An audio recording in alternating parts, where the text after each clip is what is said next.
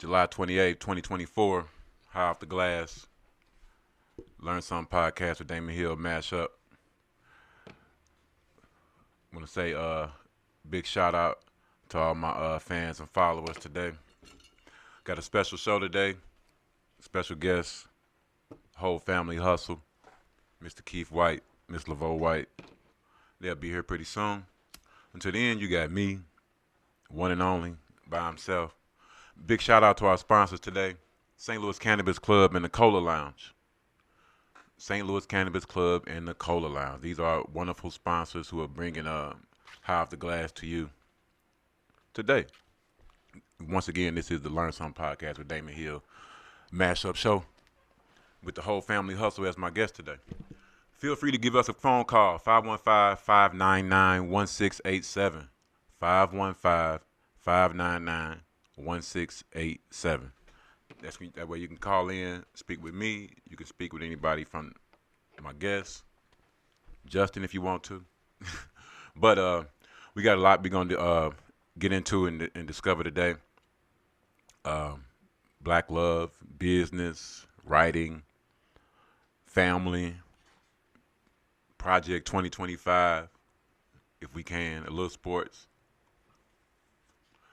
Matter of fact, before we get started, as we get started, on this day in NBA history, July 28th,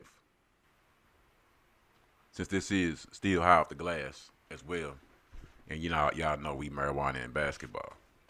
A couple of different birthdays on this day in NBA history. Manu Ginobili, Doug Collins, and a St. Louis favorite, Bill Bradley. I thought you said Bill Lambier. Nah, that's our lovely co-host. I think somebody called my name. Justin Kickett from My City Music. But one thing I do want to get into a little bit before my guests get here. I don't know if you know anything about Project 2025. We talked about it on my show, actually. And there's like 25 different points, and none of them even make sense. And so I don't even know where they get this stuff from. It's a lot of different things that's entailed in that. I mean, there's one that says there's one particular part where anyone who graduates from a public school has to automatically register for selective service. I believe that.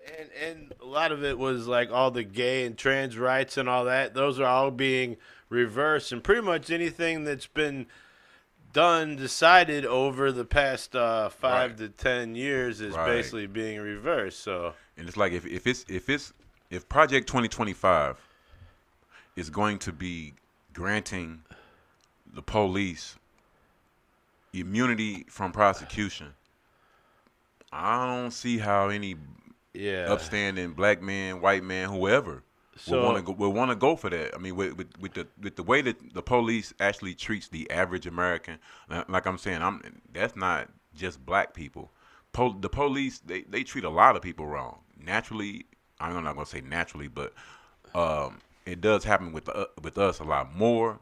But with just knowing that that Project 2025 is going to be giving the police immunity to do whatever they want, I don't understand how anybody would want to, institute that. That's like one of the closest things to.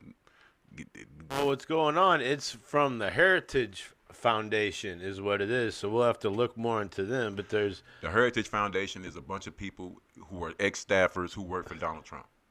Okay. Everyone with the Heritage Foundation. Presidential, has a tie to Donald Trump. Presidential Transition Project. But he'll try to say that he doesn't know anything about anyone who works with the Heritage Foundation. Yeah, I've done some research on that as well. That's one thing that you got to do, people. Do your research. Don't just follow with a trend or whatever. Do actual research and find out what's going on with some of these different topics. Yeah, I pulled it up on my show. I'm trying to find it on here. It's got all the you don't want to go to their website. You want to, it's a wish list is what it basically it is. So until we bring that up, we're going to touch on a little basketball, like with Team USA. South Sudan, that particular game. Uh, these guys have gotten great training and great facilities from the hands of Luau Deng, who out of his own pocket financed the whole basketball facility and team for the country. That's why they're making the strides that they're making. Shout out to them for getting the win yesterday too in their first ever Olympic game. But Team USA might be in for a little problem with the injuries to Kevin Durant, Joel Embiid, and Anthony Davis. I know Anthony Davis stuff is kind of light, but Joel Embiid is kind of light too. But KD stuff kind of serious. You can't be soft on the inside in international play. You're gonna lose, and it's not gonna be good. In any form of basketball, if you don't have a good inside play, it's not gonna work out for you. Hopefully, Justin is finding some of this info that we're looking for about Project 2025. Once again, if anybody wants to give us a phone call, it's 515-599-1687. 515-599-1687 if you want to call in and broach any topic or bring up anything you want us to talk about now or in the future. Any guests you think we may need to have on the show, or if you want to be on the show, give us a phone call. We can chop it up live. 900 pages. 900 pages. Yeah. So. As far as Project 2025. So it's like you have to really be wanting to seek this information out because they're trying to make it to hide it. They hide the important stuff. They hide the important stuff within the pages. So you really got to really do your research instead of going off what Tom, Dick, and Harry said, which is what I found I was doing myself until I had to really get in and find some info out. And unfortunately, I don't have my notes with me right now. Yeah, I had the checklist. So yeah, as far as the dream team, that's that's not the dream team. That's just the USA team. Now they're trying to take basketball. I guess so. There's a European league, I guess, right? And the Wimbledon is from France. French. There's leagues all over the world. The European League is one of the best leagues outside of the NBA, if not the top league. Okay. Wemby, the guy you're speaking about, yeah, plays for France. Yeah, I watched him yesterday against Greece. I'm not sorry, against Brazil. I saw Greece and Canada playing, but Wemby, he did his thing. He did his thing for real. So he's on the French team. That's where he was born. Yeah. He's of French descent. I think his family. Well, he's from France, but I think his family has African descent. For instance, like Giannis Antetokounmpo. He's from Greece, but his family has African descent. Oh, okay. Right. Actually, I was just telling somebody about.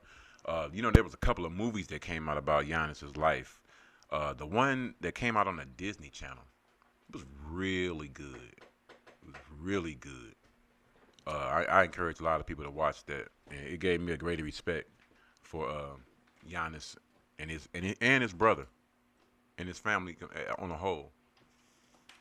They went through a whole lot to get to where they are, and it was really a testimony of brotherly love and family love for real.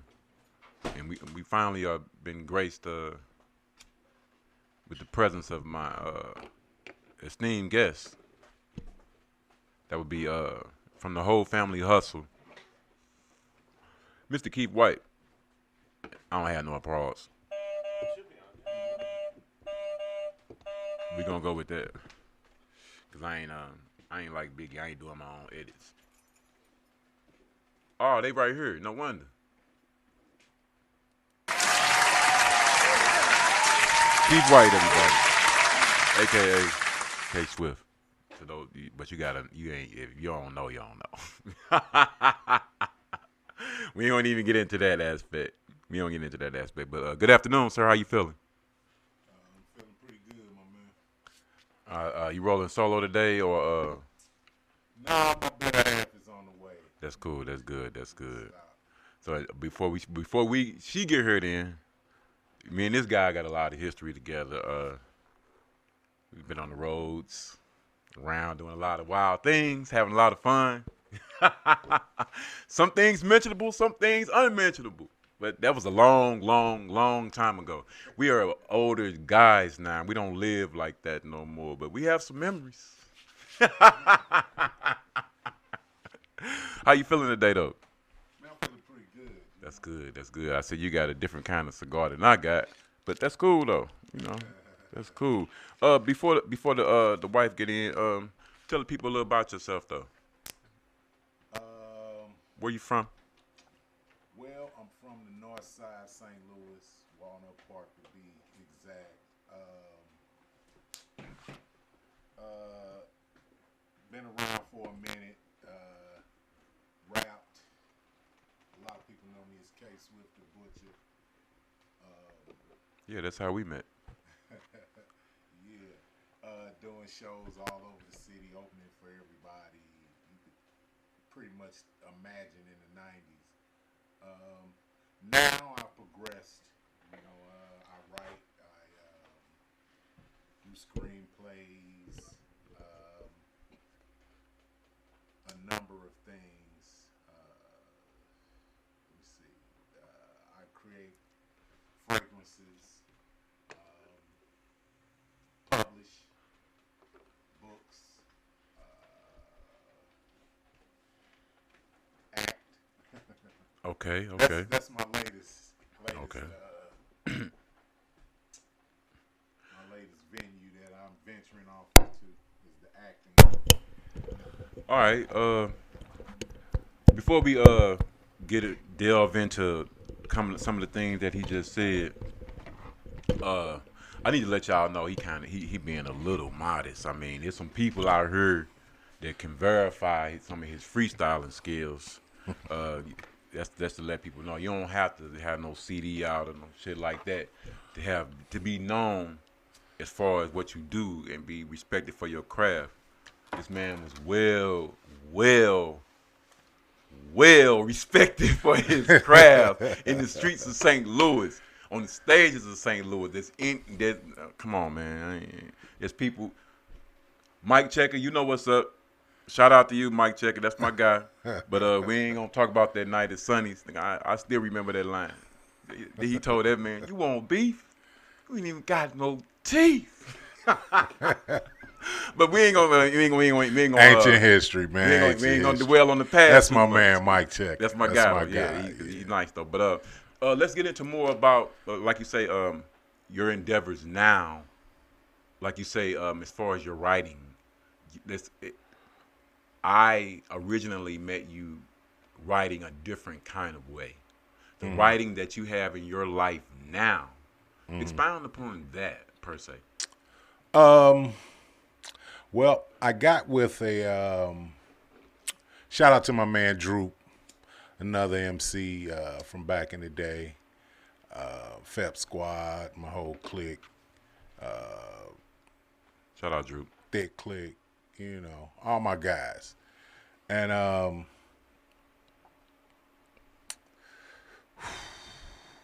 where was I going? Oh, my guys though.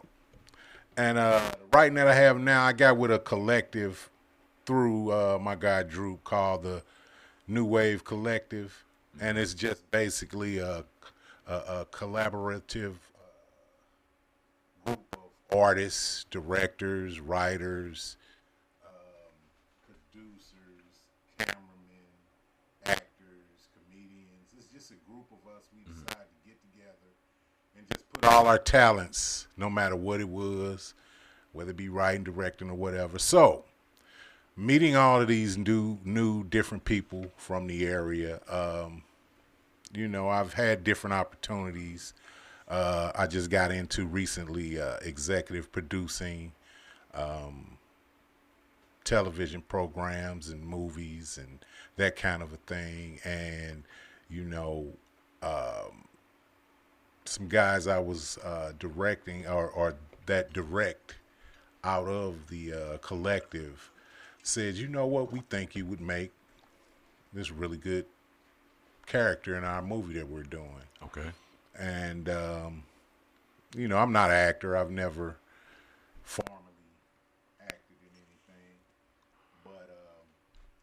okay, I give it a try. But you're a creative. You're an artist still, though. Yeah, I do At everything, heart. anything I can that's artistic. I will attempt or try. And I did a little something. And How long ago was that when you first got in? Was it a reading or when yeah. it first came to you? Like, man, you should probably think about this. Well, I was in a short. I'm in a Okay. short that was written by my wife, Laveau White. It's coming out shortly. It's a little short. It's maybe like 5-10 minutes long, but real nice. And I just tried it, and I kind of liked it. They said I came off real well on camera. Okay. So it led me to another role that I'm in the middle of shooting right now.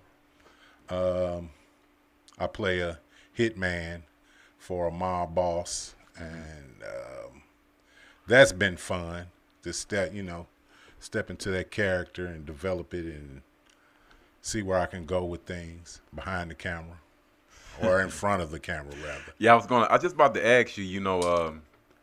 Do you feel more comfortable writing? Do you feel more comfortable producing or on in front of the camera? I'm always comfortable writing because that's what started everything. So I've always been a comfortable writer. I think now I still prefer behind the camera. There was a time when I craved that being in front of the camera.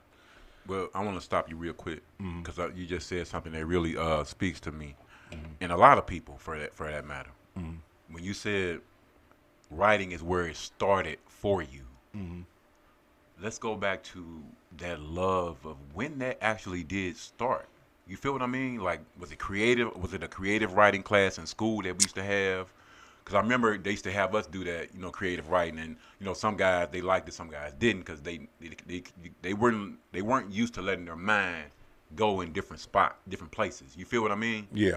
So, speak on that a little bit as far as where that love started and grew from. I would say it goes back to like first grade. Damn, that's early. Yeah, That's early. it goes back to first grade.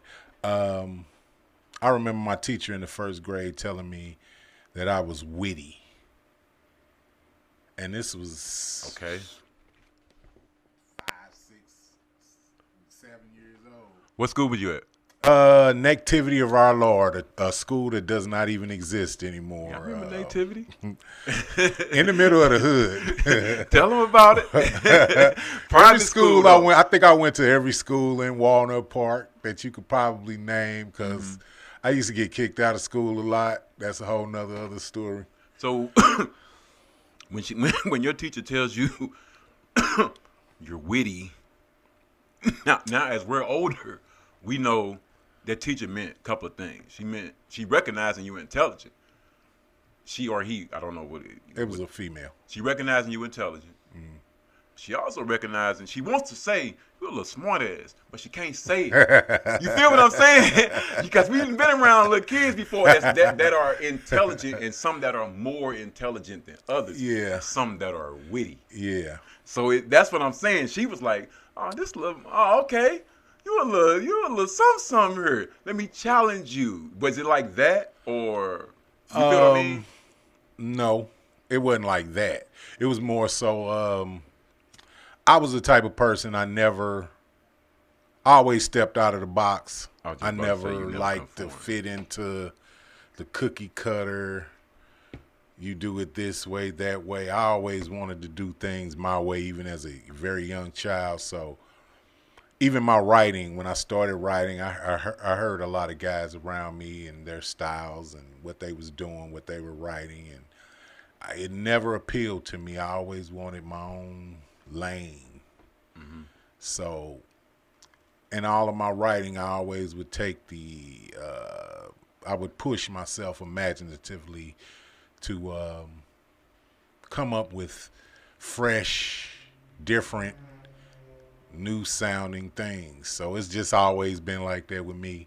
No matter what I write, I never want to go down that same path that I've seen a million people do. Okay.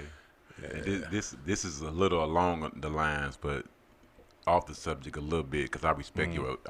People know I love music, and I love music, but I respect this man's opinion musically above a lot of people.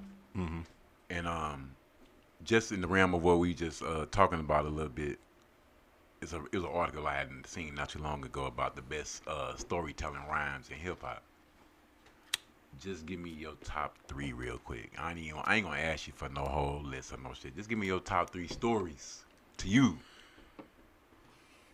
Top 3 stories. What particularly? Hip hop. Any story. Top 3 to you. I'm just saying. Top 3 to you. Any story. Any story. Man, there's so many. I know. That's why I said just 3. Just 3. Just 3. Just 3. I remember when Keith Murray came to a club. And No. I mean storytelling songs. Storytelling songs. That's what See? I mean. My bad. Okay. Storytelling songs. I'm finna go down. You finna have me talk about. No, we ain't trying to do that. We ain't trying to do that. That's a whole. We really don't have enough time. But that's a whole nother story.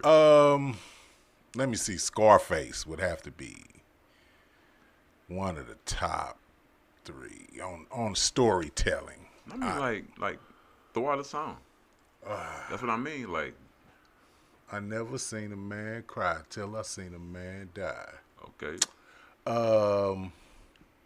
Who else? I love Nas. When he told the story backwards, I love that. Lost my mind already right there. Right, Nas. Was that Illmatic 2? That was Off that Illmatic Stillmatic. 2, Stillmatic, yeah. Yeah, actually, this is one of the guys who introduced me to Nas. For anybody who wants to know, because they'd be like, "Damn, you listen to a whole lot of Nas." He's the reason. I'm telling you. Now, should I pick somebody from the newer school? You got one more. All old. You can do whatever you want. You got one more. That's 2. And of course, like a Slick Rick, something like that, a classic, Okay. If I was just going top 3, Outkast, they tell real nice stories at times.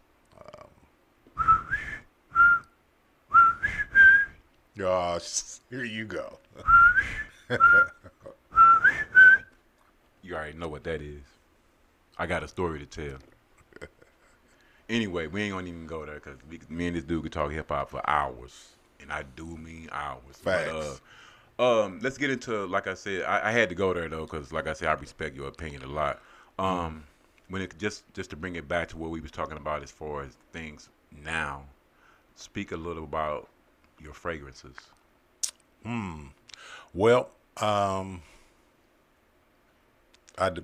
everybody wants to know how did I get into fragrances, Right. Because it's so left field from Where did that idea originate from? Let's go there Actually, first. I would have to give that credit to my wife. She as a gift, I can't remember if it was Father's Day or something like that. She said, I want to take you somewhere. And she took me to a fragrance development shop. And to make my own fragrance, that was like one of my gifts. And as I was going through the whole thing and creating my scent or whatever, I came up with a unique, one-of-a-kind scent that I just really just made for me. But I started wearing it everywhere. And everybody would always stop me like, what is that you have on? What is that you have on? What is it? What? I've never smelled it before. So that led me to say, I created my own scent that everybody likes. Let me see if I could mass produce it or at least, sell it to, if nothing else, I just had to bring that along real quick Okay, because what something is that you said right there, that was muy importante. You had, and I'm not even gonna say an epiphany. Like you said, you were brainstorming. You thought about it. Like, man, damn. Well, I'm always looking for the next. What I mean as well though is there are a lot of people who get to that point mentally where you were at. It's almost like a crossroads, where it's like, do I jump in, or do I keep sitting up here thinking and wondering? You feel what I'm saying? What is it that pushed you or drove you to go that direction instead of this direction? That direction meaning I'm going to go ahead and push through with this idea. Well, I mean, I come from a family of hustlers, you know.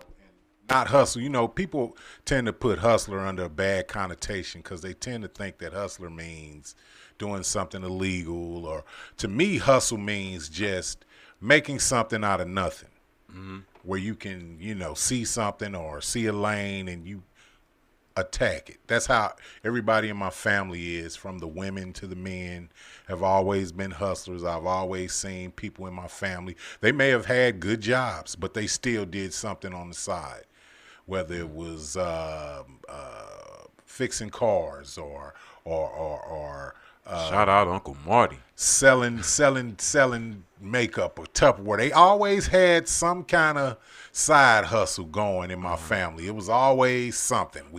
They didn't just do what 9 to 5. right. So is that where the mentality Yeah. for the name of the whole family hustle? Yeah, that's exactly where it came from, because and everybody around me hustles. And it's kind of contagious. If you around me or my family or friends, we usually got something going elsewhere. We may have our main income, you know, that keeps the lights on or whatever, but we always need extra money for this, extra money for that. We want to do this. We want to go there. We want to do this. So I'm always a guy who's always looking for the extra. Where can I make some money here? If I got a minute here. I started a T-shirt company. I started doing that, you know, just making specialty T-shirts for friends and family and things like that. And I'm always looking for the next hustle: stocks, bonds, crypto, you know. So have you, with your writing skills, have you thought about writing a book? Because I know I've thought about it. In her I've thought about it, but I kind of leave that to her, because it takes a certain type of discipline to sit down and churn out a whole book. Tell it, man. And I have discipline, but I don't choose to focus my discipline in that way. I leave that to her. She's the author. She's, you know. Well, but when you think about writing movies, you know, you gotta. That's a little different to me. Explain. It's not, but it is. Explain how you mean. I should say the format of it. The format of it is different. So I guess the appeal of the format of how you do a screenplay or something is different than the discipline that it takes to sit down and churn out a book, chapter after chapter after chapter. So I just think I prefer that discipline a little more, or it appeals to me more than sitting down writing an entire book. I mean, it's still multiple characters. It is, layers. and you know, I still may. I'm not really just counting it out like saying I'll never write a book. But right now, I don't have the yearning for writing a novel. It ain't got to be a novel, because that autobiography. That's a novel from me. Yes. We got. I mean, you got some. There's a dictionary. I know for a fact. You got some stories to tell, and it's not. When people say that, it's not meant in a derogatory type way. You know, we just know. Like I said, someone who I know personally, and you know, we've been on the road and all kind of different things together. Just having a ball and living life and experiencing different things together.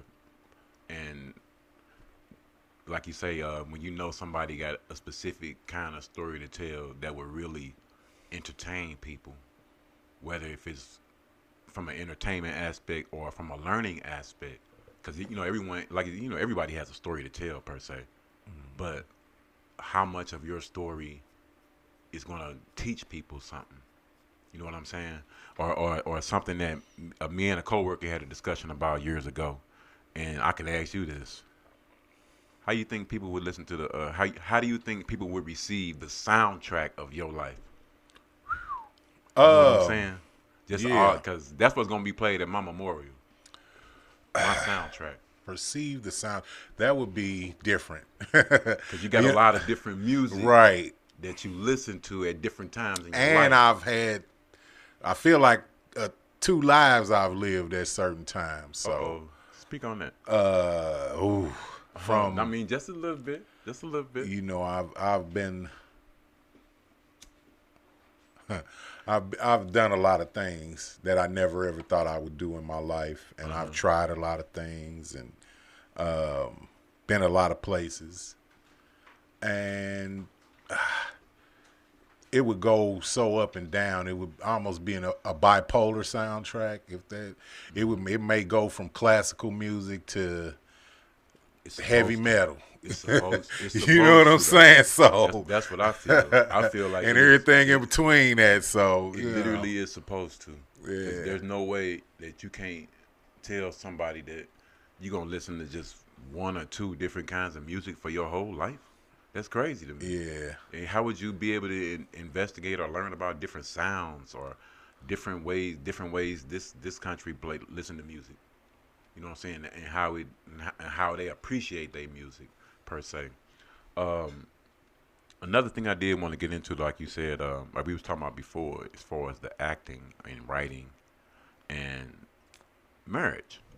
Um, how long have you guys been married now, anyway? Um, 16 years. 16 years. That's a nice long time. Yeah, 16 years. How do you think or feel marriage has affected your life as a, because you didn't get married as a young man per se. Mm. You made sure you actually lived life and went through certain things and aspects. Whereas I made a mistake and I got married very young. Um, a whole different dichotomy. Um, how do you feel marriage has changed your mentality or your life? Outlook on life per se. I say it helped me become a grown man. You know, you get a certain age and you are a man, of course, and you handling your business or whatever. But another level happens when you have a child or when you get married. It changes your out view because you're no longer just looking out for you. You have a whole thing to provide for and protect, and so it grows you as a man maturely.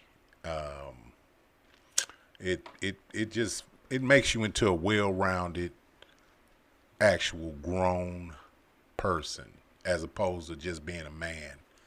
Now, did you ever think that you would get married Yeah. before you did? Yeah, yeah. You know what? It's so crazy because me and her were just talking about this the other day, and I was telling her I saw myself when I was a child.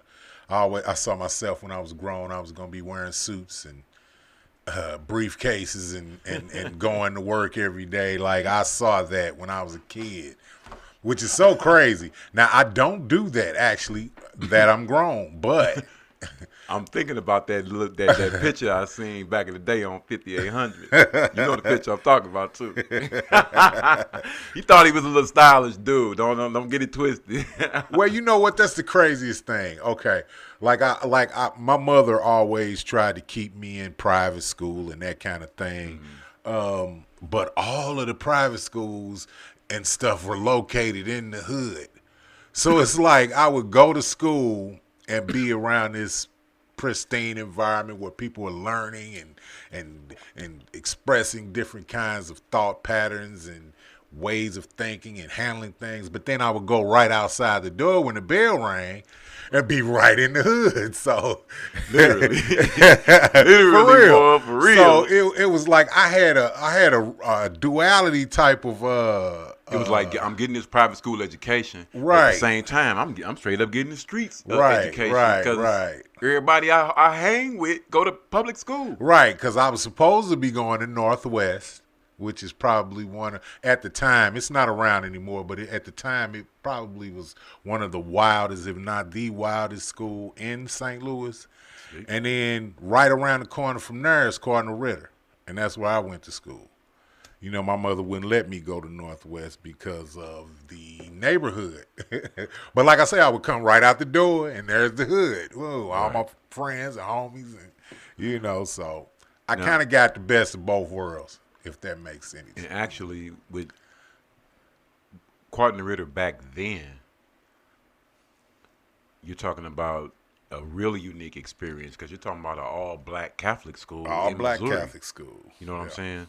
And getting a chance to experience that curriculum, because I always tell people, you know, but I've realized it's the child. It had to be the correct curriculum for the child to prosper. You know, just because, like you said, just because I'm in Cardinal Ritter, I might get kicked out. You know what I'm saying? Well, I did get kicked out. You see, but yeah. just like where I was at, I'm at a gifted school, but I wasn't doing no homework, and I was about to be looking like crazy, but I did a whole lot of stuff to graduate on time, and I graduated on time. June 1st, 1989, 35 years ago. Yeah.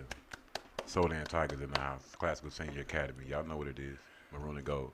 Not that maroon and white. We was maroon and white, yeah. Respect that line. But I got much line love for pride. Cardinal Ritter. I got Respect much that love line for the line. pride. As a matter of fact, Chris Redding, we need to have you on the show, dog, because you and the Lady Mambas, man, hey, cuz is getting it in. Hell yeah. They just did work in Chicago this weekend. Shout out to Chris Redding and the Lady Mambas, his AAU basketball team. You know, this is how My big cousin. Yeah, he's that's his cousin, and he's a Ritter graduate as well. As well. And everybody know about Chris. If you don't, look him up, and you're gonna be like, damn, he was scoring like that. I also got another cousin that play. He went pro, Jahidi White. That's right, Jahidi White. That's It's right. in the family, man. Yeah, that's right. That's the whole family hustling, as y'all see. Like, hey, matter of fact, Jahidi got a son now at I forgot where he at.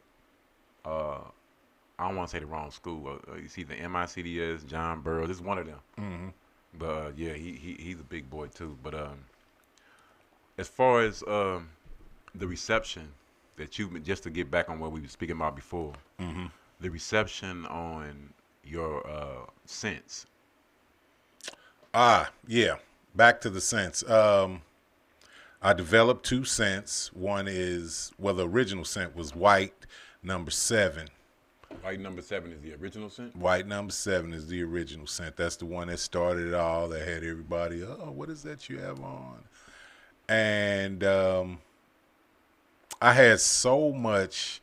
Once people found out I was developing a scent, then everybody was putting in orders, people trying to give me money and stuff. And I'm like, nah, don't give me money yet. I'm not ready for that at this particular time. But they were putting in pre-orders, so I had got up to maybe like $20,000 worth of sales and hadn't even developed the scent yet. So I was like, okay, I really need to get on this, Right. which led to me developing a second scent, which is black number 7. So we got white number 7, and we got black number 7. Black number 7.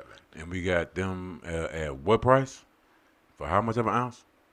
I don't want to quote that price right now. Oh, okay. You know, because I started at one price, but the demand and the overhead and everything as I was going to develop the business and finding out all the extra stuff it was, I found out about all the extra overhead and the extra marketing, and you know, so right now I'm in the process of shooting a commercial with the help of my friend Droop, my homeboy Droop. He's on the marketing team. Actually, he's the head of the marketing team. So Yeah, we need y'all to register with redblackandvegan.com. Okay.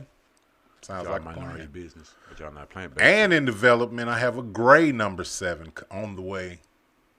Now, I'm glad you said that.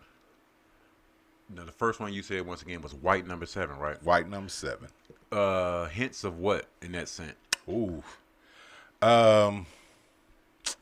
It's I can't even describe that scent, man, because I went through maybe over 200 scents. You got anything on you? No, I don't. I don't have anything on me, but I don't think they can smell that over the camera anyway. Oh no, we have a beautiful young lady in the in the audience, and we're gonna let her do a scent test. Okay. Well, Yeah, shout out to the curly vegan, one and only. But now you say you got a newer scent called Gray. Gray 7. number 7. Yeah, Why- that's what's the not significance with the number 7. because a lot of people see things in black and white, but there's always a gray area. So I created a scent. The white is more of a playful. You wear outside when you're casual, but you want to smell fresh, and you want to smell nice when you out doing That's your what the people thing, wanna just know. You gotta moving through the describe your scent. streets. I would say the black is more of a formal. It's more of when you dress, when you doing your thing, you to the nines. You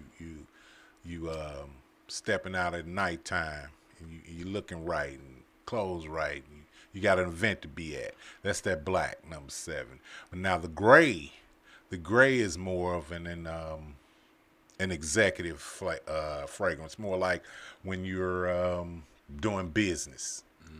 You have your suit on and you're going to close a deal, or you're going to work, or If I had these on, if I got these on right now, I should according to him, which scent should I have on? Well, you're laid back right now. You're relaxing, and you got on your vegan shirt. I would say right now you would have on the white. But I am doing business promotion. RedBlackandVegan.com. Today's producers, along with the St. Louis Cannabis Club and the Cola Lounge. Remember, give us a phone call at 515-599-1687. 515-599-1687. If you want to talk to me, K Swift, the Road Tripping Vegans, RedBlackandVegan.com. Here on High Off the Glass. Learn Something podcast with Damien Hill mashup. We got the whole family hustle to represent today with my man Keith Swift. White. My bad. Y'all know I'm a little intoxicated. But give me your thoughts on me and Justin was speaking a little earlier, because me and you done had some conversations about Project 2025. What you think about some of the things that you've heard or read? Well, the things that I've read about it, I don't really see what the big hubbub is about, because, and the only reason I say that is because everything that I've read, they're currently doing right now. So you ain't really got to wait to 2025. Just kind of look out your door. You're going to see everything in 2025 right now. So to me, it just seems like a big scared type. I'm trying to scare everybody to. No, it's a whole lot of unwritten. Well, I ain't gonna say unwritten, but it's a whole lot of written stuff that's is super foul. It's very foul. I encourage anyone. But what I'm telling you is, I know they doing it right now. Yeah, You true. ain't gotta wait to 2025. It's just a specific guideline that they had, or playbook that they going by. So it's like anybody. It's like anybody who's on that Kamala Harris locked up a lot of black dudes and blah, blah, blah, and all that. So did Bill Clinton. And y'all love Bill Clinton. So it's like, hey, you can't let, and I ain't trying to make things political, but what this dude trying to do, you might as well go and buy you some of them gold shoes if you gonna vote for Trump, for real. That's just straight up. I ain't gonna front. The shoes ain't that bad. If you take away some of the red, white, and blue stuff, they would be some cool little shoes. I wouldn't wear them because it's 3 stripes and only for me. But it's on. Hey, for you Trump supporters, go on. Why y'all don't throw the gold shoes on? That's what I want to know. If you really a Trump supporter like that, put the gold shoes on and let it be known. See how far you get down the street. Yeah, I don't. I looked around. I I don't like either one of the candidates, to be honest with you. Nobody's really speaking to my needs or my wants or any of that. So I try to stay out there politics, unless it's something that interests me. You know what I'm saying? It's nobody speaking to me or speaking to me about anything or my people. So I don't really push neither one of them for real. How do you think or feel about the word inspiration? Oh, that's Real a quick. great word, inspiration. It's the spark of creativity, the whatever your muse is, whatever drives you or gets your hunger up for something. So inspiration is very, very good word. I've been inspired by so many people and so many different things in my life that it drove me to do certain things that I've done. So yeah, that's a very great word, inspiration. I Well, can't say enough about inspiration. yeah, I bring that up because we really good friends, and this man has inspired me a few different ways. Cause few years ago when he told me that he wasn't smoking no more, I literally could not believe that. I mean, I was like, "You for real?" He was like, "Yeah, I don't smoke no more," and it was inspiring me a little bit. It didn't get that far, but there were other things that you was doing in life, and through our different conversations, I was able to tell how much your mentality had changed, and it was really inspiring to hear different things that you was doing, whether if it was physically with working out or just different things you was doing mentally, spiritually, for one, for sure, for first and foremost, and then like mentally I could tell, because it was a lot of things that during conversation that you would say, as far as just like, man, I don't hang around such and such no more, or I'm trying to get my mind more focused on business. I'm trying to get my mind more focused, period. Point blank. So, like the other day, you ain't answer my text. I sent you a text from the locker room at Planet Fitness. I'm like, this look familiar, because you inspired. You was one of the people that inspired me to start working out, because like on a daily basis, you was like, man, I'm going to the gym. I'm going to the gym. I'm going to the gym, and I hadn't worked out in 20 plus years, for real. I mean, besides you and my wonderful woman, it was like one thing that we had talked about before as well was like not procrastinating on things anymore. You know what I'm saying? Putting action to words and ideas. You know what I'm saying? That's one thing that's really inspiring me to do some of the things that I'm trying to do, just because our relationship. You know what I'm saying? Well, one thing I want to say is, if you see yourself in the future or even in the present, you see yourself wanting to do something different, you need to clean up your environment around you. You need to assess who are you spending your time with and what is their outcome. If it's an outcome that you think is positive and you want to emulate that, then you emulate that. But if you hanging around a lot of people, and I know this could be family, this could be friends, people you're familiar with, you're used to them, It could be anybody. but is it conducive to you growing and going to where you want to be? Is the thing, and it doesn't mean that you don't love them, and when you see them again, it's not still the love and all of that. But you're gonna have to distance yourself if you want something different. You're gonna have to distance yourself. You're gonna have to push yourself. You're gonna have to step outside of your comfort zone that I'm always used to. Try something new, and it may be scary at first, but you're gonna have to push yourself. If you want something different, you're gonna have to push yourself. It's just simple as that. And I would suggest that we only got 24 hours to deal in a day anyway. You need to find a way to make those 24 hours Count. as constructive and creative, and make them count as you can. You realize that life is short. I lost a lot of friends. I was just thinking that the other day that so many of my friends that I grew up with that didn't make it to 21, that didn't make it to 25, and those people didn't get a chance to evolve and become maybe something more than they were at the time. So I just try to cherish these moments that I have, appreciate it, and appreciate the journey too.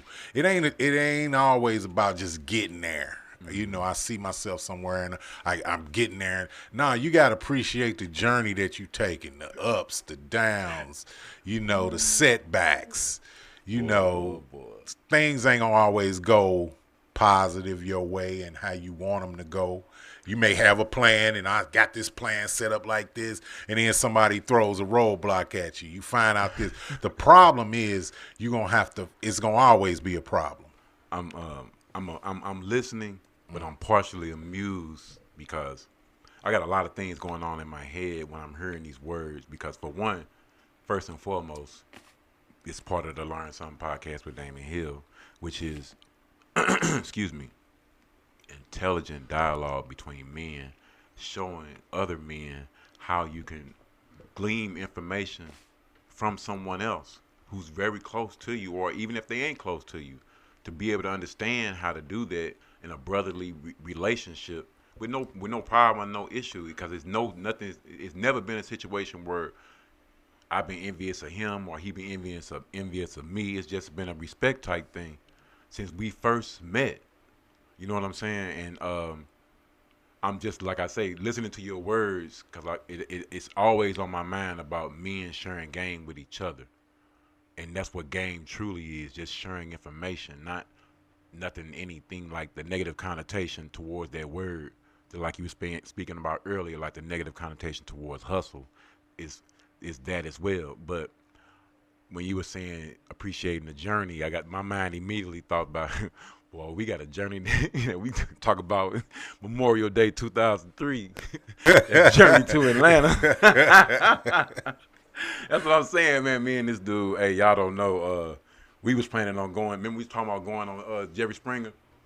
Hey, we had timed it out. We was like, hey, it takes Steve 9 seconds to get to the stage. We can get off about 2-3 shots, and we cool. Then we can start our own show. I remember plans that we had that were worse than that, but oh yeah, you gotta say we ain't gonna speak on some of that other stuff.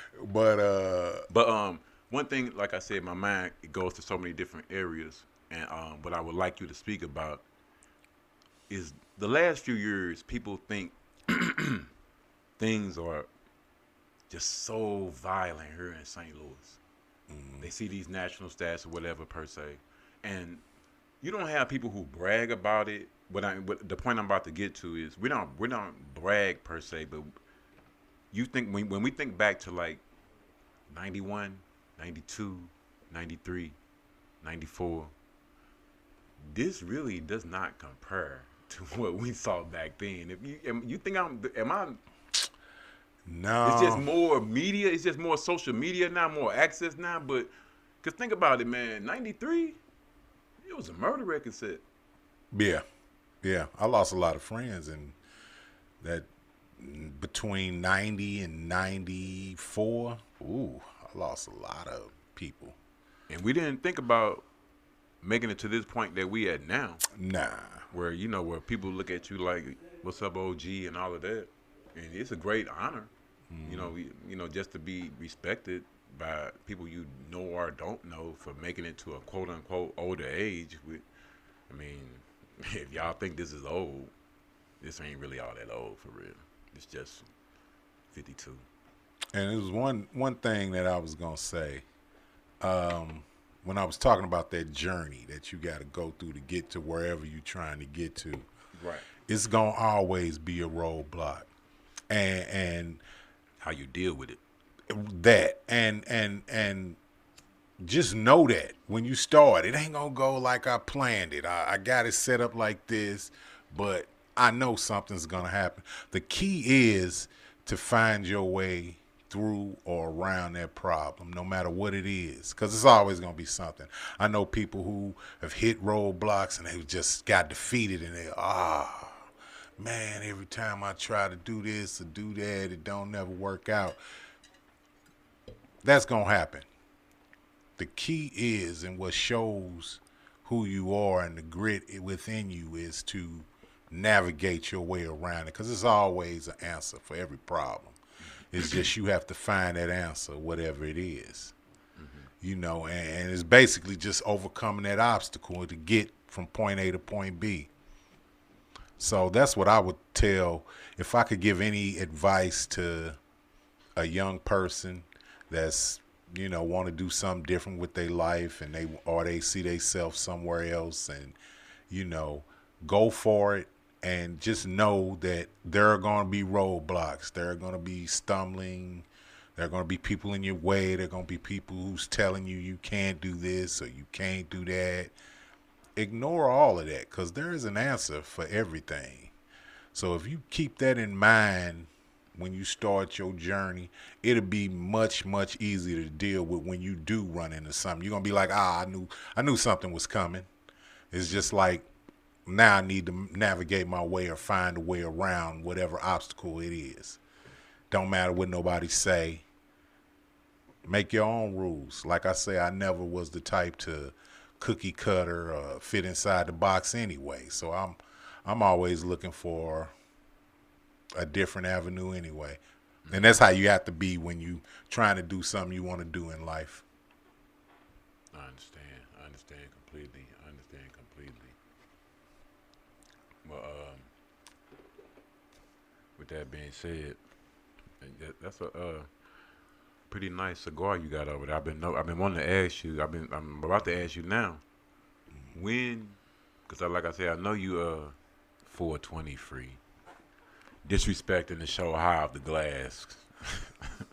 But that's a whole nother story. That's cool though. Well, we know how it used to be, so. Oh yeah. So did them sheriffs in Georgia too. Dude say we cool. Like, no, we not. We woke up, the police pulled us over.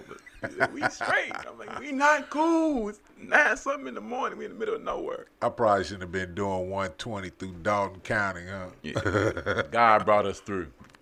That was one of my original weed stories. We had a ball. That was Memorial Day 2003. Yeah, we had a ball in Atlanta. That was my first time going to Atlanta. Shout out to my cousin Kelly. We hooked up with her when I came. Shout out to there. Kelly. Yeah, we had a ball. We had a straight. What is it? In Decatur, where it's greater. We went to that club 2 nights in a row. We shut that club down 2 nights in a row. If anybody in Decatur, Georgia, That knows was the livest club. about the club Dudley's. Dudley's Hey was man, so oh live. my God, we had a ball up in there. That was ridiculous. But we were staying in Bankhead. I don't want to say Buckhead. We was in Buckhead. Yeah, I feel like the dude on the Outcast. Oh, you'd knew if you was in Bankhead. Trust. Yeah, we was in Buckhead at MC Suites. That's what, because I had a 3-day pass. That's what it was. Yeah, we had a ball. But when did you get into cigars? And what kind of cigar is that? This is a rum flavored. I picked up the cigar thing when I was in Puerto Rico. Okay. I was in Puerto Rico, and I was at a real high-end bar, I guess you would say. I don't know if it was a bar. A cigar bar or just a regular bar? More of a cigar bar, because everybody was smoking cigars. That's a cigar and bar. then, I said, let me try one hand roll. So let me try one. And I did it and kind of liked it, Man, it's more of a social thing, but I picked it up, liked it. Now I've just been experimenting with different flavors and brands and, different ones that I like. You remember that last scene on Half Baked? Probably. When he threw that joint over the bridge? Yeah. And that joint screamed at him. You'll be back. Come on back home, man. It's cool. We No, chilling man, over here. you know what? I like my money. I understand I that. like my I money, understand so that. that cut into the budget a little bit. So Yeah, 'cause pretty soon I ain't gonna be high off the glass. right, see there. You For gonna real. come. You gonna come over slowly but surely. But Oh, yeah, I I am. had I had such a bad habit at one time of that it wasn't really doing nothing for me no more. Oh yeah, that's when it's time to stop. Yeah, so it Yeah. was like I'm just throwing money away because I ain't Right. even feeling the effects of this like I'm supposed to. So Yeah, I just moved progress to these, and these are beautiful. what are those? These are tobacco-free, nicotine-free, and hemp-free, made from tea leaves. Um, I'm a brand ambassador, technically, for high tea wraps. Tea wraps. High Huh? tea wraps. Never heard of those. That's different. But the difference between those and the ones with hemp, the ones with hemp make me crave tobacco. These, once again, if you're looking for that high feeling and you don't want that tobacco aftertaste, you need to come smoke with high tea wraps. Honey flavor, endorsed by redblackandvegan.com and the Road Tripping Vegans. And Learn Something podcast with Damon Hill. And high off the glass, because high tea wraps, take it from a smoker. I don't even want to use blunts no more. That's for real. That's straight up. On my grand outro with marijuana, I'm going out with these. Now those green tea or These wild honey, high tea flavor, okay. high tea leaves. These are the closest thing that you can get to a blunt without no tobacco flavor. This is ridiculous. These man, please, I can smoke these all day long, like Benson and Hedges. Well, if I still indulged, I probably would What check you them should out. do, you should cut one of them blunts, one of them cigars open, roll it in one of these. Why would I do that? That's why you don't Why add would I hot take people, a nothing. perfectly good rum flavored? No, but excuse me, I'm sorry. But I'm really glad that you got a chance to come by here today. Once again, I want to give a big shout out to our sponsors, the St. Louis Cannabis Club and the Cola Lounge. Remember, if you want to give us a phone call, it's 515-599-1687. But we're not finna go anywhere just yet. You know, still want to let people know about the new show that we got coming from the Road Tripping Vegans, presented by redblackandvegan.com. Tequila and Tofu, coming very soon on this very channel, station, whatever you want to call it. But it will be the plant-based podcast.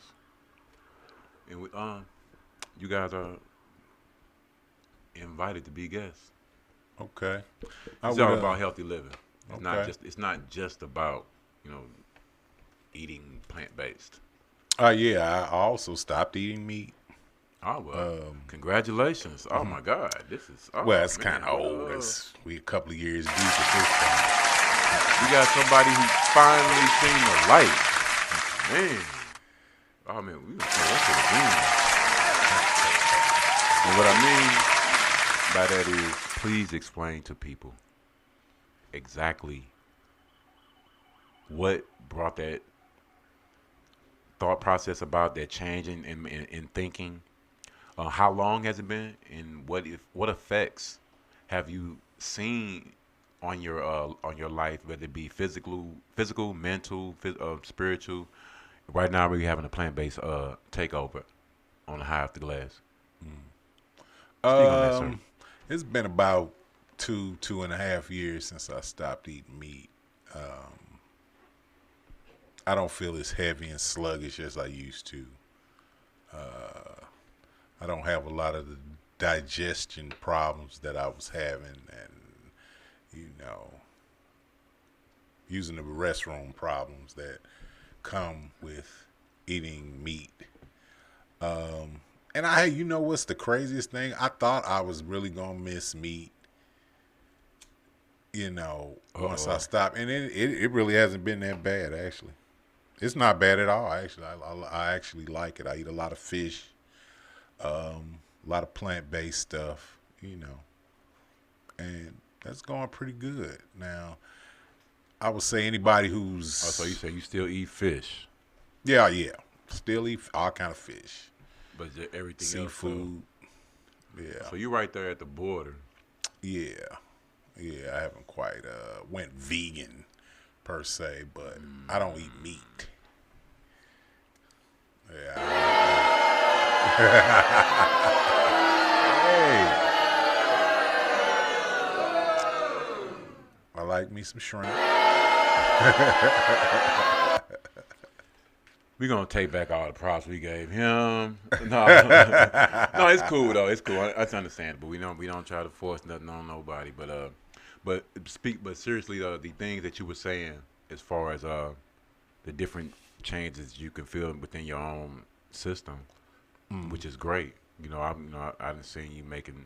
I know you already did like to cook, but just go ahead and cut that cheese out, cut that dairy out. You be good. Yeah. I don't really do a lot of dairy though. I mean, I haven't drank dairy milk, in it's got to been at least about 10 years at this point. Yeah. Go ahead and cut that fish out. You ain't gonna miss Drink nothing. oat milk. That fish ain't gonna. You ain't missing nothing with that fish. Trust me. I don't know, man. A good piece of salmon. Good piece of jackfruit. With some fish seasoning. Jackfruit is good as well. Good piece of what is it? Hearts of palm. How they Also make- with lion's mane. Yeah. I'm talking about just things that's used to make fish. Soursop. Well, maybe when I get that advanced, I haven't gotten that advanced yet. I just started tasting stuff like that, and it's pretty good actually. Hey, I'm having a ball. It's pretty good. lovely. I just came across I think it was a hamburger that was made out of nuts, which was different, and it was delicious. Walnuts. Yeah, actually, yeah. You remember you said when you had it, somebody make it at home or somebody brought it from somewhere? I believe I had it at a restaurant. Now I don't remember which because I go out and eat at a lot of different places. How about on one of these weekends, you want to get together and do a review with the Road Tripping Vegans? That'd be great. Hopefully it won't be in St. Louis. Hopefully it will be a road trip, but if not, we do something in St. Louis. It's all good, cause we all about just advancing the culture. Point blank. Point blank. One of my favorite MCs, KRS-One. Got to learn something, and no goat, no turkey, no. Now I got a hip hop question for you. Now, how do you feel about these older rappers that we looked up to coming out and pretty much downing, changing the narrative of hip hop as far as saying that we weren't the sole contributors and creators of this art form? How you mean? You mean As like, in the KRS-Ones, the Fat Joes, the Busta Rhymeses, the MC Shans. I don't know if you've heard about the comments they've been making as far as saying that other people. I heard something about people was trying to exclude Latinos. I don't know about exclude. I think Latinos were like the first students of hip hop. So. I'm They trying to. came later on. I'm trying to understand your question. People saying like we weren't the originators. What Yeah, like we weren't the only sole creators of hip hop. Who else created it?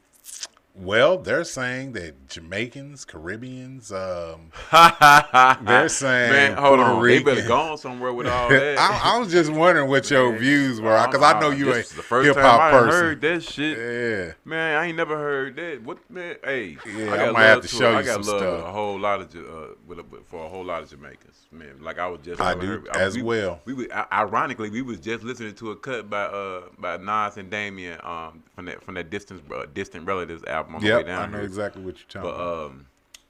Nah. That's not. I'm not even entertaining that bullshit. You might as well tell me the Sky Purple. Fuck out of here with all of that. Talking about we ain't the ones who originated hip hop, man. Please, no, that's a no go. We don't even nah.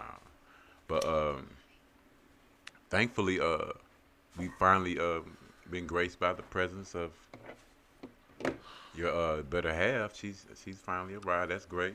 You know, we gonna let her get herself adjusted, and pretty soon she gonna be here spitting some knowledge for real. But to get back to what you were saying though, man, no, that's a no. That's a complete no go. To say that we didn't start that, I mean, what do you think Kool Herc was doing? Well, true enough, Kool Herc was from Jamaica, but He was living in the Bronx.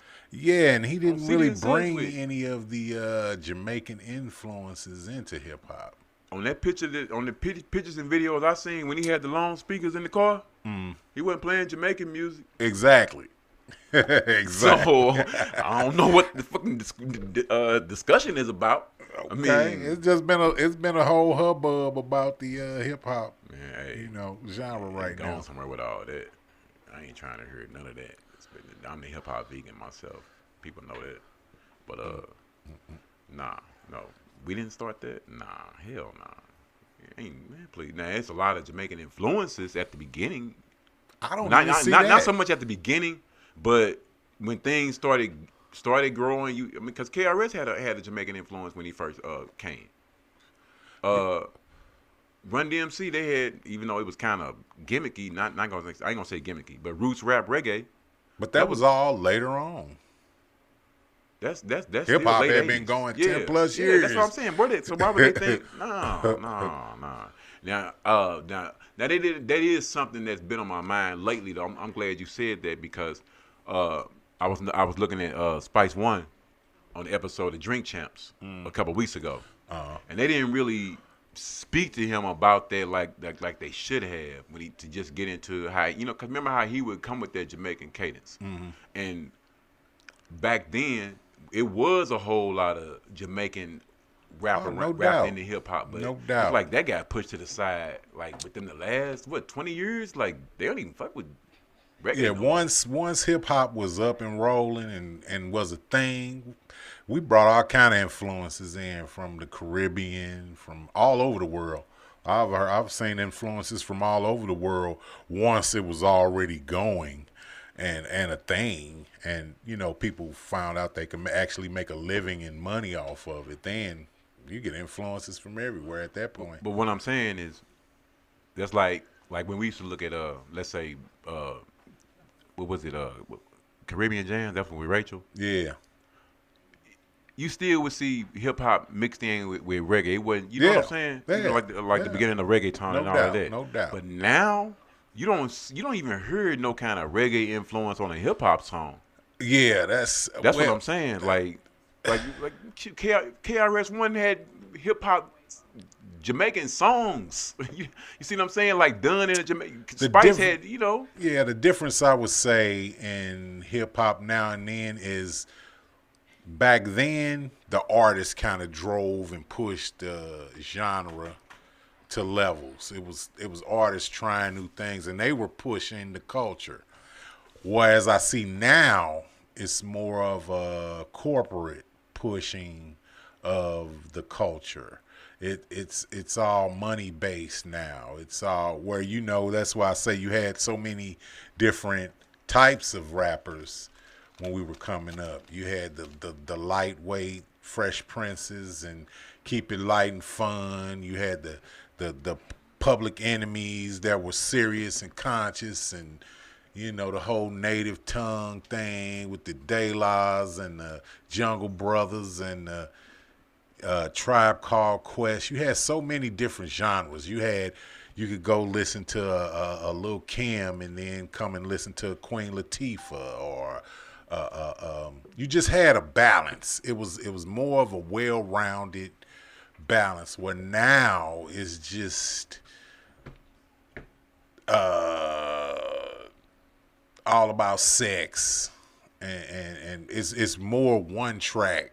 Nah. Yeah, it's more one track than it was. You mean these wholesome, beautiful young ladies? They're just I dancing. mean, you do have people like a Rhapsody, but she's not even really promoted or pushed publicly like that. It's more of an underground thing. If you want to hear some females talk about something other than their physical gifts, we just gonna say that.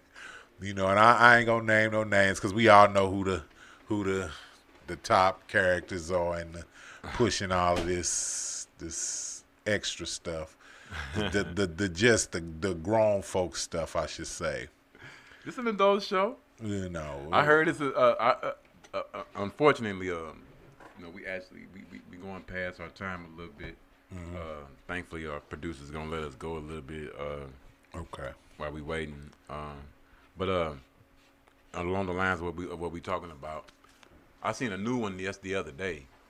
Some new chick. Man, it was wild. She make Sexy Red seem like a church girl. Yeah, it's a couple of new. I was new like, girls man, out is here. she really singing that?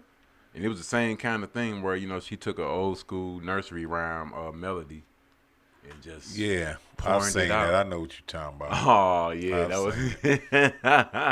I was like, "Come on, man! Are you serious? Really?" Yeah, I mean, when people see they can make money making a certain genre and get on, you know. Oh, this one you can do. Man, I'm looking at this. I'm perusing through Instagram, and I see some dude with the Kai Sanat dude, whoever this dude Okay. is. He I know him. he got I know some him. girl named Ice Spice. Know her? He Yeah. telling her to freestyle. Now you used to freestyle. Yeah. Guess what her freestyle was? What was it? She turned around and started twerking, and she said, "That's my freestyle." And I hate for that image for our Man, they lit her young up ladies. In the comments. In the comments, they was like, "That's what happened when you don't have no talent." Yeah, it's I ain't gonna say she ain't got no talent. She ain't got no talent. I can say it. Hey, I mean, what?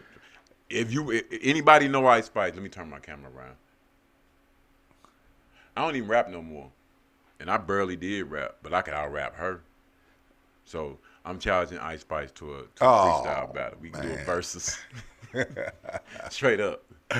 I know I'm gonna win. I ain't even worried about it. I don't even care if she can get somebody to write something for her. So whatever. They say she got that's somebody what to I'm write saying. for her. It goes back to the, Whatever. I ain't worried about nobody. all you have to do is talk about sex and what you can do in the bedroom, and now it's instantly to be on. If you a attractive female, that is, You don't even have to be that. yeah, it's You like just talking to be willing to talk like Vanessa Del Rio. exactly, and you can be on, and that's unfortunate because I know there are some talented sisters out here that don't necessarily need to show they body or talk like that to get their point across. And I will be glad when that makes comes back around. I say that. Because hip hop is an evolution thing. It's always evolving. Just like we going through this little phase right now with the over sexualizing of our women and that kind of thing. But How you feel about the Kendrick and the Drake beef? Specifically, I how you feel loved about it. the song? I actually loved it. I think it's a bit of a distraction from what the serious things that we got going on, but you always need a distraction. You can't just be serious all the time and concentrating on what's going on all the time. So I think it was good because it hasn't degraded into violence or somebody getting killed or something like that. We've seen battles turn into dangerous events. Thank you, baby. We've had rap battles that have turned deadly and, cost us legends and, that kind of thing. So I will say I like it for that aspect. All right. Rick Ross, that's another story. But It hasn't devolved at this point into Officer Ricky. anything. Right, it hasn't devolved into anything super negative. They kept it on wax. I think it was a really good handling of Drake because we've never seen Drake actually take an L that was so decisive like this. So, I don't even fuck with him, so whatever. Shout out to Mrs. White finally joining the show today. That's Arthur Laveau White. Wait a minute, hold on. Let's make sure that we properly do.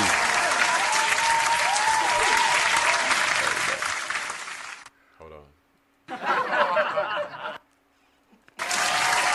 He doing his own edit. That's from the Biggie last freestyle. But this is a beautiful woman. I truly love her. She's a wonderful woman. But thank you for finally joining us today.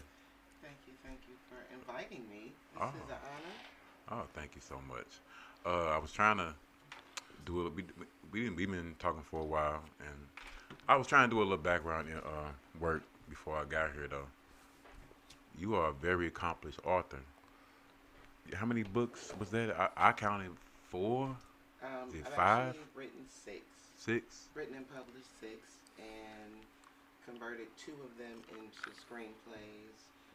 I'm also working on a series of shorts that I'm about to start a channel for called Prophetic TV. And just like my books, basically, they're all based around making people think about and question their morality. Now, excuse me. I'm sorry.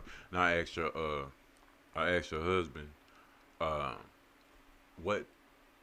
when did you develop a love and a start for writing? Since I was a kid, honestly. It just was in different forms. I've always written poetry, and I used to sing. So eventually, I started writing music, and once we got married, just being inspired by him being a writer and just all of that, I decided we need to do something with this talent, right? Not just books, not just, I have visions. We always come up with stuff together, just sitting there, just joking, stuff that we know, okay, this needs to be something. So from that, I'm like, okay, we need to.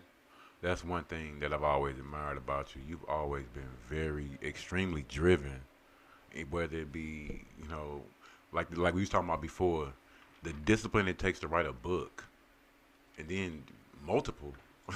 That I was like, because I was going to ask you out of your books that have been published or written per se, which one would be your ultimate baby or the one you like the most? It would have to be the Epiphany. And for what reason? The Epiphany? The Epiphany. It was the 3rd book I wrote because it took a lot of research for one. It's a book that flashes back to the past, so it wasn't just, me writing stuff off the top of my head. I actually wanted to, even though the story was fictional, I still wanted it to be based on facts. So the locations, the places that I wrote about. So if I wrote about slavery in a certain region, I wanted the crop to be correct. You know what I'm saying? I don't want to be in Missouri talking about they're growing cotton and it's a tobacco town, or whatever. So it was just a lot of stuff that I had to. Being black doesn't certify me to slavery, so I don't know. I wasn't there. So I still had to do research on my ancestors to see what the environment was, what their living conditions were, what was the standard for that time versus now, and the things that haven't changed so much was part of the reason I wanted to write the book. One thing that I did want to ask you, because there are a lot of men, there are a lot of women especially, who, like we were talking about before, when you get to a crossroads mentally, where you want to say something, you want to tell something, you don't, but when people think, okay, I want to write a book, I'm going to just write a book. Mm-hmm. But to actually, when you make the steps and you to actually go through with those thoughts and in that process, speak on that if you can, about how it goes from that thought to now I've got to put these into action and the actual work that it takes. Because some people just think, okay, I'm just gonna get a book published. Well, I want to first say, just a disclosure, that everybody's thought process is different. So everybody thinks differently, and everybody may not go about doing things. It's more than one way to skin a cat, basically. Okay. But in essence, first it's about what is your idea, what is your premise, who is your audience, and what is your genre. You want to be able to um, think about your audience. That the audience is the most important thing, because you can write something that means something to you, but if it's not just a memoir or something that you're writing for yourself, you have to consider the audience. What do you want to relate to them? Are they going to be interested in this? What's your genre? And then you go to putting your your ideas on paper. I personally like to write and then type. It kind of helps me in my editing process or proofreading process, but it's always good to try to outline your ideas, get your characters, visualize your characters. If it's a book, with characters, if it's something where it's a how-to book or something that you're trying to make sure you got your steps down, get as much knowledge on the subject as you can so that you're not giving out incorrect information. Right. So it's not just, ooh, let me sit down and write. It takes research. It takes time.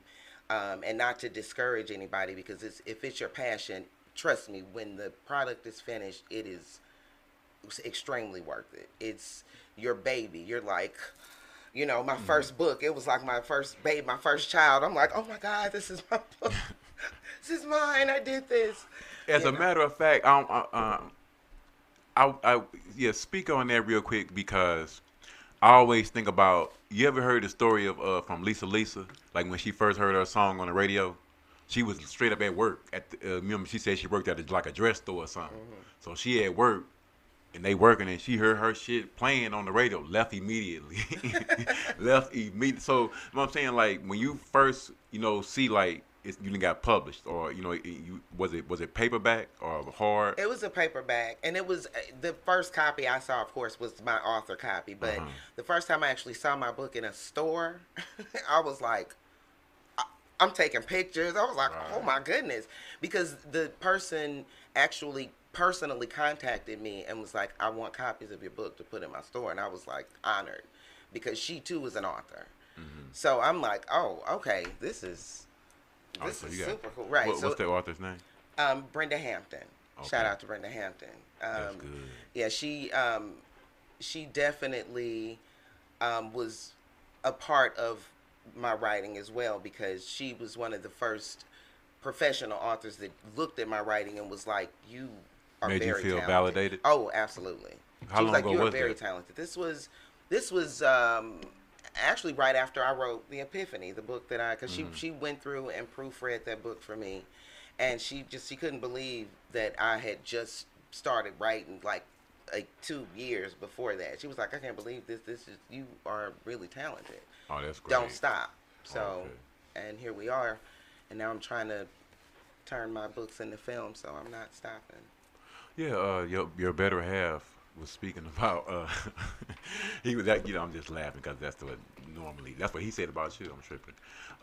He was speaking about a couple of movies that y'all got in the works, or things like that sort. If you could elaborate on that. Yeah, actually, I just literally left. Shout out again to Teamwood Films. I just left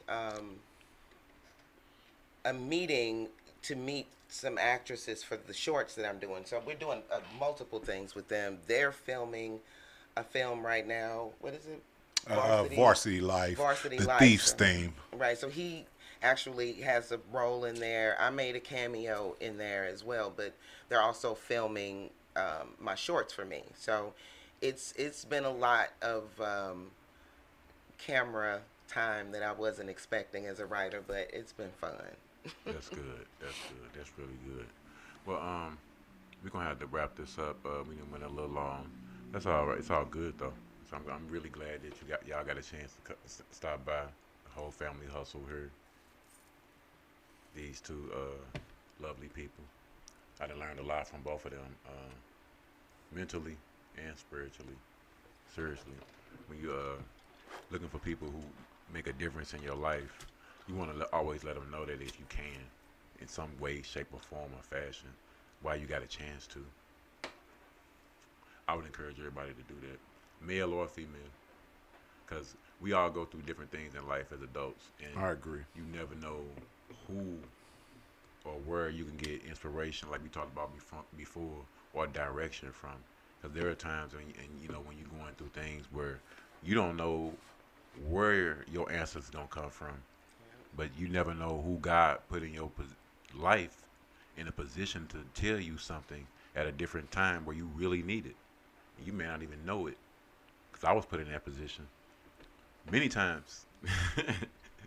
And many times I've had people tell me not to, do something this way, but at least consider a certain way, not just be, pigeonholed or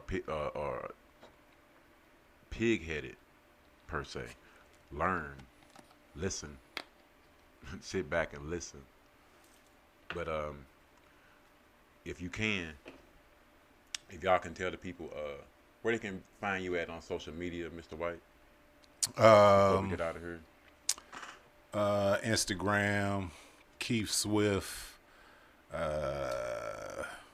Pretty much Keith Swift on Instagram, Twitter, Snapchat, all of the social forums. Email is kswift@gmail, and that's K-SWIFF, or no, take the dash out, just KSWIFF@gmail. I can be contacted. That's for if people want to buy some cologne. Oh, all of that. kswift@gmail for the scents. White number 7, black number 7, and in development, the gray number 7. And he's also available to do voiceovers. And bar mitzvahs.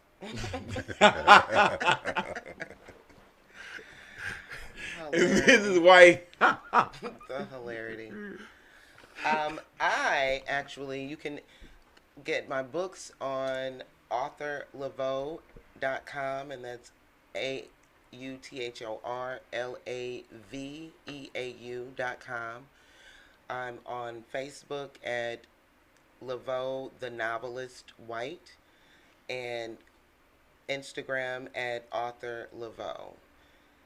And that's it. Oh, I did want to say one thing. Don't, when you look for me on social media, it's not Keith spelled like it's normally. It's KEEF, like beef with a K instead of B. So that's an easy way to Keith Swift. So look me up. Okay, so now say the whole thing all over again and shit, because now you didn't fuck them up. Trust me, I know the public. See, you should go back to smoking weed. That wouldn't have happened. You just messed it all up. That's what happens when you don't smoke weed and you smoke cigars. Once again, you can find me at Learn Something Podcast with Damon Hill on Instagram, The Road Tripping Vegans, redblackandvegan.com. Please go to that website and check us out. If you have a plant-based minority business or any minority business that's plant-based, we ain't looking for no chicken sellers, nothing like that.